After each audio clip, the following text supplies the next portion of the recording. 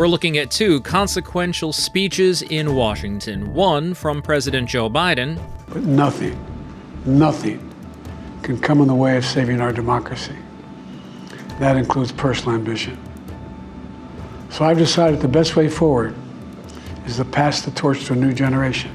And one from Israeli Prime Minister Benjamin Netanyahu. For the forces of civilization to triumph, America and Israel must stand together. And later, an update from Kyiv and the latest on Typhoon Gaemi. Today is Thursday, July 25th, and this is VOA's Flashpoint Global Crises.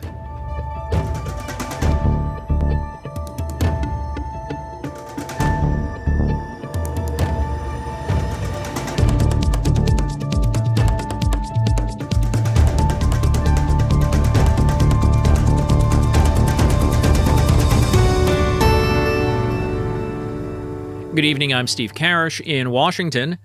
Two important speeches by world leaders were given in Washington on Wednesday. In the afternoon, Israeli Prime Minister Benjamin Netanyahu spoke to a divided Congress, while fierce protests took place outside the Capitol. We'll get to that in a moment. First up, though, is the other address from Washington making headlines around the world. On Wednesday evening, President Joe Biden explained to the American people and the world why he decided not to stand for re-election in the 2024 presidential race. Speaking from the Oval Office, Biden also outlined what urgent challenges he sees as the nation heads towards a November vote. VOA White House correspondent Anita Powell reports. U.S. President Joe Biden made the stunning decision to exit the presidential race from behind a screen, choosing to drop the news online. 3 days later, in an Oval Office speech that was at times hopeful, at times determined, and at times wistful, he explained why. Biden spoke of his 5 decades in public office, touted his presidential record of domestic and political achievements, but then called for energetic new leadership to face tomorrow's challenges. But nothing can come in the way of saving our democracy. That includes personal ambition. So I've decided the best way forward is to pass the torch to a new generation. That's the best way to unite our nation. You know, there is a time and a place for long years of experience in public life. There's also a time and a place for new voices, fresh voices, yes, younger voices. And that time and place is now. Biden also thanked Vice President Kamala Harris, who has taken to the campaign trail with his endorsement and enough delegate pledges to net the nomination. He described her as experienced, tough, and capable, but added, "The choice is up to you." He did not name-check the Republican in the race, but analysts say Biden's stark warnings all point to one man. Jennifer Murcia is a professor of communication and journalism at Texas A&M University. He talked about polarization. He talked about violence and political violence. Those are all things that harken back to Donald Trump and his presidency. He talked about the threats facing the nation when he first took office, January 2021. And so that was certainly about Donald Trump. But yeah, this wasn't a place for him to talk about Donald Trump. It wasn't a place for him to give a campaign speech. The president said his job will now focus on domestic challenges like civil rights and voter freedom, gun safety reforms, the quest to end cancer, and Supreme Court reform. He also cited myriad challenges the U.S. faces abroad, with wars raging in Gaza and Ukraine, and China becoming more emboldened in the Indo-Pacific. These foreign fires, analysts say, are likely to burn in the minds of concerned voters. Thomas Schwartz is a history professor at Vanderbilt University. That's really the concern I think people will have, is how does a lame duck president deal with foreign policy crises? We'll find out Thursday when Israeli Prime Minister Benjamin Netanyahu visits the White House. The Israeli leader is also holding 2 other meetings while in the U.S., with Harris and Trump. But for the final act of this presidency, Biden remains the protagonist on America's biggest stage. Jim Kessler is Executive Vice President for Policy for Third Way. He's like an athlete that is going to make the Hall of Fame and is retiring and, gets the cheers from the crowds finally, for a long 50-year tremendous career. Biden clearly understood that this address would be a dramatic peak. So he used his final words to break the fourth wall with a message as old as America. The great thing about America is here, kings and dictators do not rule, the people do. History is in your hands. The power is in your hands. The idea of America lies in your hands. Anita Powell, VOA News, Washington. A few hours before Biden spoke in a few blocks to the east of the White House, Israeli Prime Minister Benjamin Netanyahu addressed Congress as anti-war protests raged outside the Capitol and about 50 Democratic lawmakers boycotted his speech.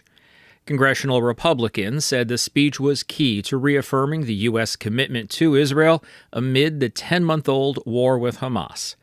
VOA's congressional correspondent Catherine Gibson has that story. For the first time since the October 7th Hamas attack that left 1,200 Israelis dead and some 240 hostages captured, Israeli Prime Minister Benjamin Netanyahu addressed U.S. lawmakers in person Wednesday. It's a clash between those who glorify death and those who sanctify life.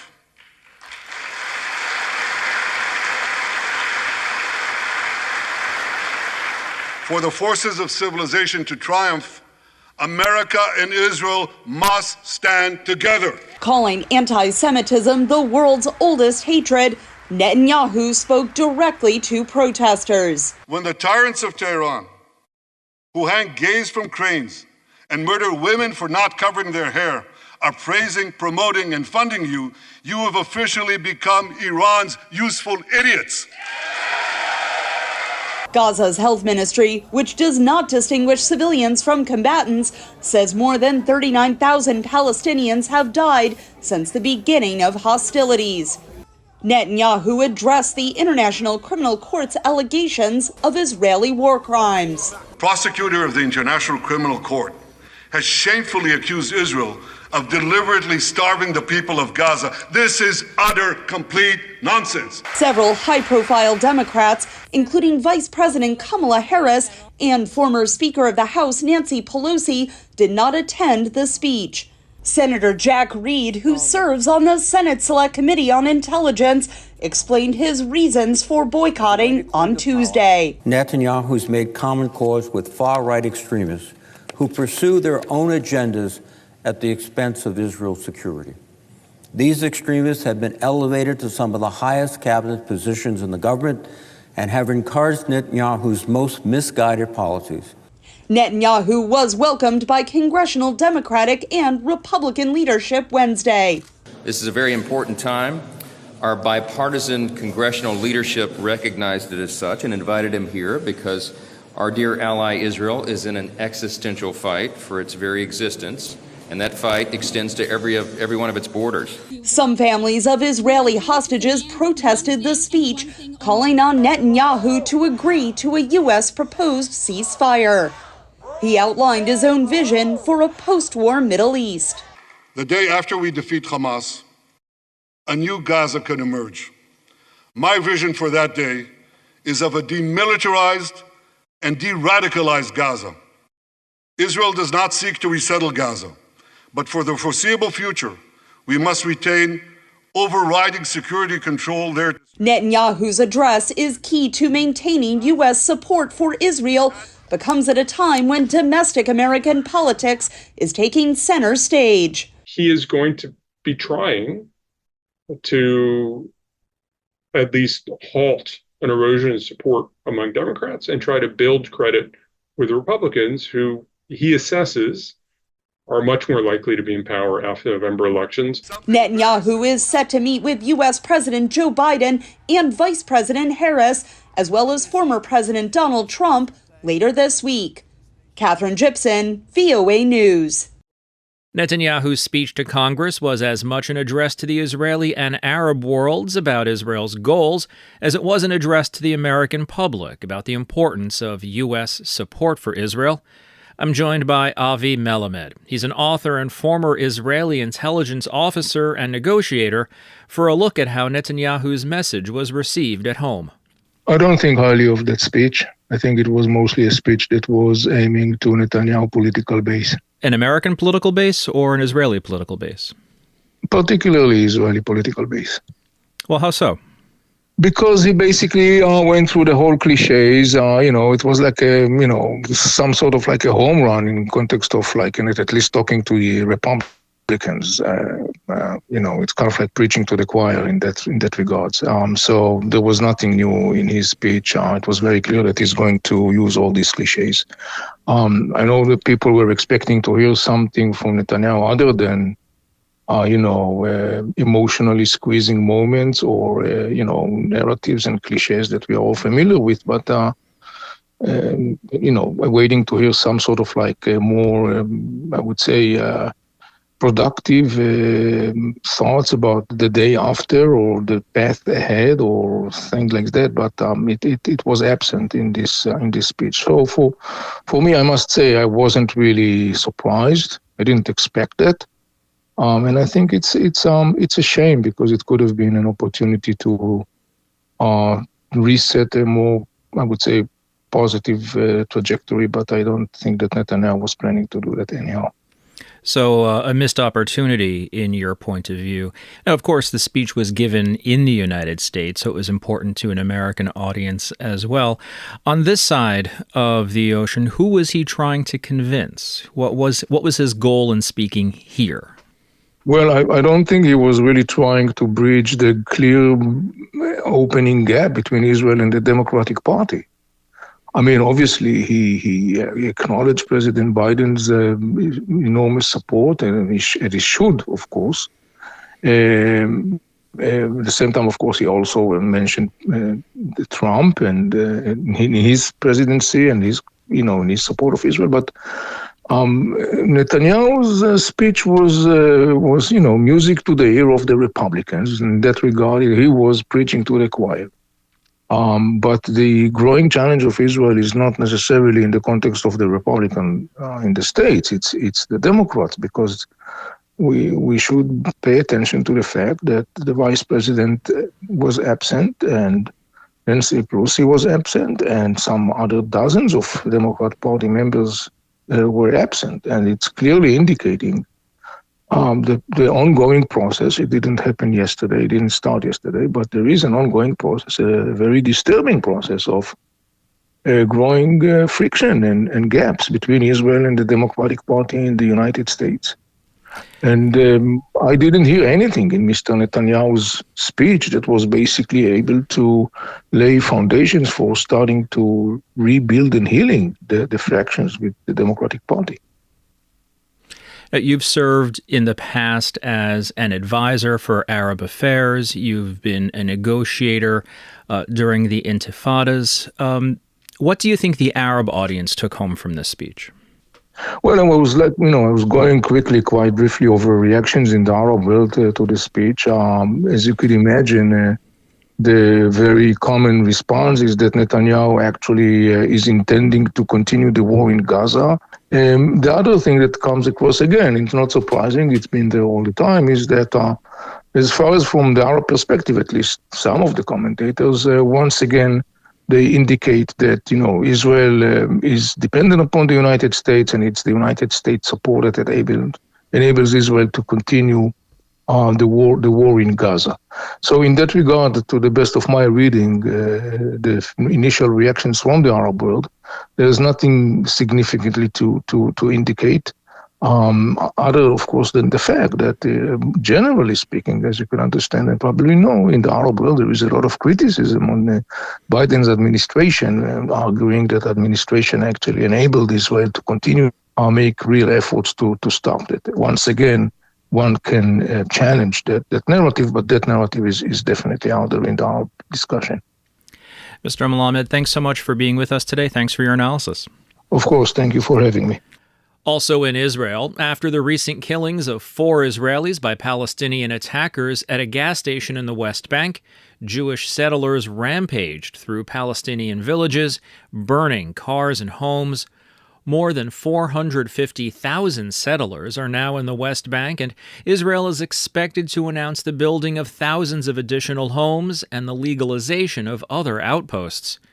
If the new construction is announced as expected in the next few days, it could also spark tensions with the United States, which has always opposed settlement expansion because it makes a two-state solution more difficult. VOA's Linda Gradstein is in Jerusalem. The handful of Israeli families at the Eviatar settlement outpost in the northern West Bank live in mobile homes in difficult conditions, but they believe they are contributing to the security of the State of Israel. Sarah Lissan lives here with her 7 children. It's important not just for me to be here, but for all Jewish people. And it's not here in Eviatar, but in all the country of Israel.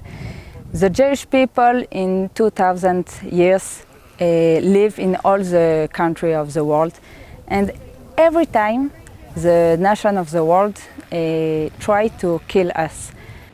Eviatar is one of 5 settlement outposts that the Israeli government recently legalized, meaning they will be able to expand, build permanent homes, and benefit from infrastructure development. The Chavat Gilad outpost in the Shomron area of the northern West Bank has not yet been legalized, but settler Yehuda Shimon says he and his 10 children have a God-given right to live here. I don't want that someone from outside Israel come to me and told me what is my rights, okay?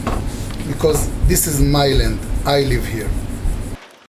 Many of these settlement outposts were considered illegal even according to Israeli law, and a few have been forcibly dismantled. But the current hardline Israeli government has allocated millions of dollars to allow these settlement outposts to expand and is in the process of legalizing dozens of them.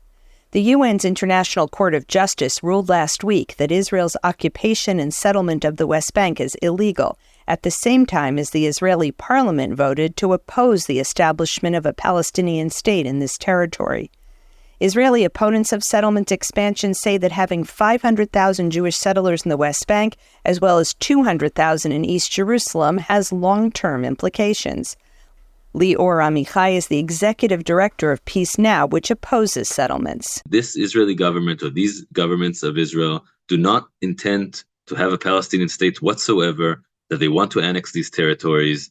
There's, according to the government, Palestinians will continue to be under occupation and Israelis will continue to be occupied. Several of the hardline members of Prime Minister Benjamin Netanyahu's government have called for annexing the 60% of the West Bank that is under sole Israeli control. They say they want to make sure that Israel can never be forced to withdraw from the West Bank in the future. Linda Gradstein, VOA News, the West Bank.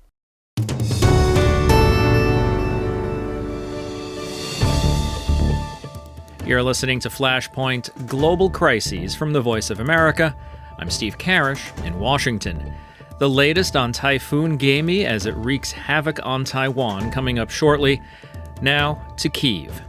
Russia launched another massive drone attack on Ukraine, and it looks like one of those drones found its way into Romania, a NATO country. Correspondent Anna Chernikova has the latest from Kyiv.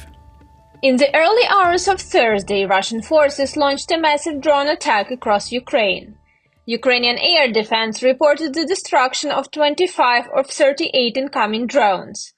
The location of 3 more drones was lost after they crossed the state border with Romania for the second night in a row, the commander of the Ukrainian Air Forces reported. 12 of the Russian drones were sent towards Kyiv and were shot down at the outskirts of the city, but the sound of air defense was heard until 4 a.m. local time. No casualties have been reported. However, the Odessa region was again the main target of the Russian attack. The Romanian military, which was inspecting the Romanian bank of the Danube River after the Russian drone attack on Ukrainian ports on July 24th, found the wreckage of a Russian drone on Romanian territory. This was confirmed by the Minister of Foreign Affairs of Romania, Luminica Odobescu. Odobescu added that Romania has informed its NATO allies about the incident and is coordinating its actions with them.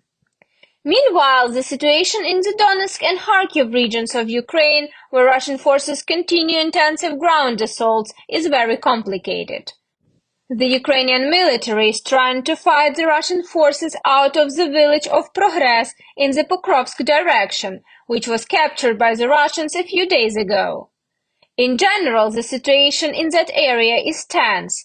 Ukrainian troops are trying to maintain defense in the direction of the village of Progress and neighboring villages. It is becoming more and more difficult for Ukrainians to keep the defense lines, as Russia is concentrating a significant number of troops and equipment in that direction, which outnumbers Ukrainian forces. President of Ukraine Volodymyr Zelensky reported he received a report on the training of the Ukrainian military and the deployment of Patriot systems in Ukraine. Україна буде отримувати все, що необхідно. He said Ukraine will receive everything it needs to endure and achieve its goals. Commenting on Dmytro Kuleba's visit to China, Zelensky said it is a clear signal that China supports the territorial integrity and sovereignty of Ukraine, and noted that the trip only confirmed that China will not supply Russia with weapons. He did not provide any further details. Zelensky did not specify if Chinese officials said they won't provide weapons and technological assistance to Russia. The president also held conversation with the participants of the 2024 Olympic Games. He called it an achievement of the Ukrainian nation that Ukraine is participating in the Olympics in a time of great war and full-scale Russian terror. The president also thanked the organizers for banning Russian athletes from representing Russia at the Olympics. Anna Chernikova, VOA News, Kyiv. In Hong Kong, a defense lawyer said Thursday that prominent publisher Jimmy Lai will testify in his own defense in the landmark national security case against him brought under a Beijing-imposed law that has all but wiped out public dissent. Lai was arrested in 2020 during a crackdown on the mass pro-democracy protests that rocked Hong Kong. He was charged with colluding with foreign forces to endanger national security and conspiring with others to put out seditious publications. If convicted, he faces up to life in prison. Elsewhere in Asia, Typhoon Gaemi has left parts of the Philippines underwater as the storm hits southern Taiwan on its way to China. Reuters' Diane To has the story. Typhoon Gaemi was the strongest cyclone to hit Taiwan in 8 years. The weather authority says the storm made landfall around midnight on the northeastern coast of Yilan, packing gusts of up to 141 miles per hour before weakening. The storm cut power to around 500,000 households in Taiwan, though the local power utility said most of it had been restored by midday Thursday. The government said on top of the 2 people killed in the storm, more than 260 were counted as injured. Gaemi dumped rain across the island, with eyewitness video showing floods in the southern city of Kaohsiung. Fire officials also said a Tanzania-flagged freighter with 9 Myanmar nationals on board had sunk off the city's coast. Authorities said they were searching for the crew, who have not responded to communications. Separately, Philippine officials said they were investigating whether a sinking of a marine tanker in rough seas off their own coast on Thursday was related to the storm. Gaemi did not make landfall in the Philippines, but flooded the capital Manila and nearby towns the day before, with hundreds of homes still without power. Officials said at least 14 people there had died. Meanwhile, Gaemi is now barreling toward mainland China, where forecasters there say they expect a less intense storm, but heavy rain in many areas. State media reports authorities gave warnings for coastal provinces Fujian and Zhejiang, suspended train services, and relocated some 150,000 people. That's Diane To of Reuters reporting for us, and that's going to wrap up today's show. There's more VOA coverage 24 hours a day on our website, voanews.com, and across our social media platforms. On behalf of everyone here at VOA, thanks for listening. Until tomorrow, I'm Steve Karish.